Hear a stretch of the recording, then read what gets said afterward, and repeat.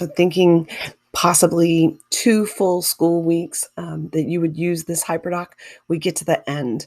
How are you going to get these projects from your students, and then what do you do with them? One of the best things you can do is have the students showcase their work to their classmates. It makes for a very authentic audience, and the students really enjoy this. I bet you will take more than 1 day to do this. Now, on slide 7, I created a space for you to edit and fix so your students can turn their work right in. Notice this is the student copy, and I wrote the words, share your work here. What you need to do is you need to edit this. You need to add a link, so you can highlight that and click insert link. And you might create a Google form so all students can turn their work into using a Google form if that's your workflow method. You might change these words entirely and say, turn your work into Google Classroom. That's kind of hard though, because other students can't see the work if it is turned into Classroom. You might change it up though and have them turn it into 2 locations. So for your grading purposes, you might have them turn it into Google Classroom and then also attach a form. Because down here at the bottom, I put view projects to here. Now in this link, you would want to highlight the word here and click on insert link, and you would want to share the spreadsheet from the Google form so all the students can see the submitted projects. And you want to keep that view only so students can just click on the links to the projects, whether they're videos or songs or however you wanted to share them. And students can spend time reviewing. You might want to have a process for that peer review, and that's totally up to you. You are free to edit the slide however you like or share those instructions in class. Again, this whole HyperDoc is up for you to edit. So if this is not working for you, feel free to change the project up, delete any of the slides, and really tailor it to your class. Now you'll see on the teacher's guide on day 10, I said slides 7 and 8, and that is where you share your work and then reflect. Again, this is a part that is really open to your interpretation. I just wanted to throw one more reflection piece to wrap up the entire lesson. And starting with this quote, our actions speak louder than words, but words inspire actions. Coming back to that upstander theme and that essential question, what actions would you do or say if someone was in need?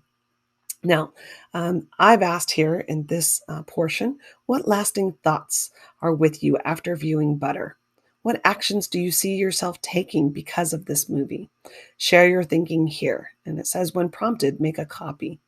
So I've linked up in a very special way. I've linked up a Google Doc for students that will automatically make a copy for them. Now, if you like this prompt, you don't have to change anything. Students can use the template, and that will open the doc for them to be able to write on it and edit it.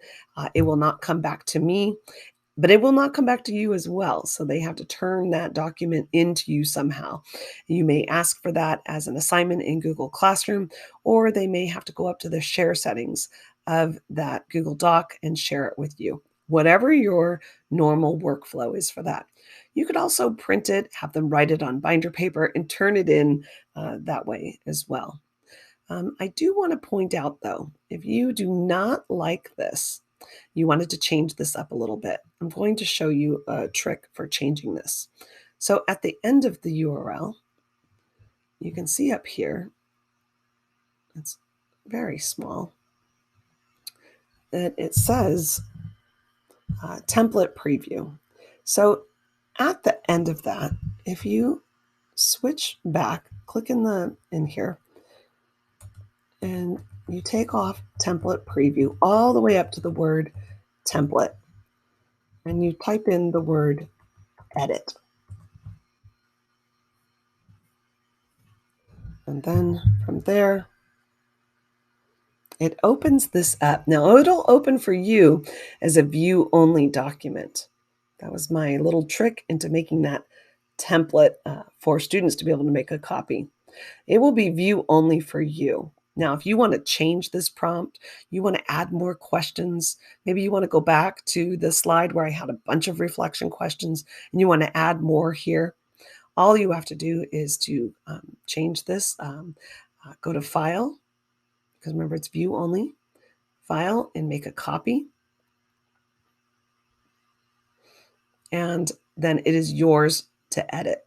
Now, if this seems like a lot for you to do, just start over with a new Google Doc or a new document and go ahead and link it straight away to the student copy right there. All you have to do is click this and you can click edit the link and you can put your own link to your own required document right there.